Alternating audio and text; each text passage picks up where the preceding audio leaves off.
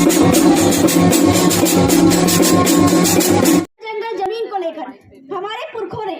जो लड़ाइयाँ लड़ी है, हमको जल जंगल जमीन के अधिकार दिलवाने के लिए लड़ाइयाँ लड़ी है, जिसके कारण हमको भारत के संविधान में ये पावर मिला है कि जल जंगल जमीन और खनिज पे आदिवासियों का एकाधिकार है। साथ ही साथ जो 5वीं अनुसूची के तहत आरक्षण की हम बात करते हैं कि यहाँ के सारे पदों पे सिर्फ और सिर्फ यहाँ के स्थानीय आदिवासी ही भर्ती होने चाहिए।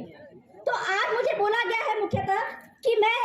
जमीन की बातें करूं। जमीन को लेकर हमारे बाप दादाओं ने जो भी अधिकार हमको दिलवाए थे, उस अधिकारों पर जो भी सुप्रीम कोर्ट के जो सबसे बड़े कोर्ट के जजमेंट आए हैं और किस प्रकार से आदिवासी मालिक है, इस बात की जानकारी हम लोगों को दें। लेकिन जब हम बात करते हैं आरक्षण की, मुझे मना किया आरक्षण के बारे में, लेकिन मैं थोड़ा बहुत रखना चाहूंगी कि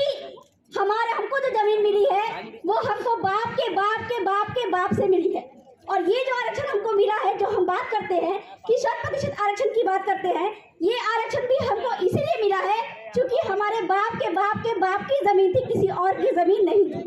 तो इस प्रकार से अगर की बात करूं, इतिहास से हम जाएंगे तो सिर्फ और सिर्फ आदिवासियों की ही जमीन थी। और वर्तमान के समय में जो जमीनें लोगों से छीनती जा रही है, हमारे आदिवासियों से छीनती जा रही है, जंगल, नदी, तालाब, खनिज जो छीनते जा रहे हैं और जो बाहरी लोगों को यहाँ पे बसाया जा रहा है, उससे क्या है कि हमारे जो आरक्षण पे भी प्रभाव पड़ा है।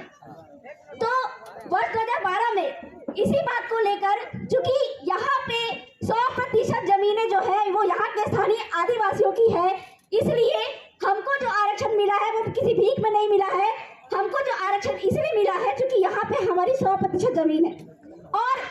अगर हमारा आरक्षण जो 100% का आरक्षण है, जो 5वीं अनुसूची के प्रावधान के अनुसार हमको जो आरक्षण प्राप्त है, ये आरक्षण हमको अगर नहीं मिलता है, या जो 2013 और 16 का जो अधिसूचना निकाली गई है गलत तरीके से, ये अगर रद्द नहीं किया जाता है तो इसके सबसे बड़े जिम्मेदार कलेक्टर महोदय होते हैं। और आने वाले दिन में यदि जल जंगल जमीन पे आदिवासियों का एकाधिकार नहीं होता है और जितने भी जमीनें आदिवासियों से छीन कर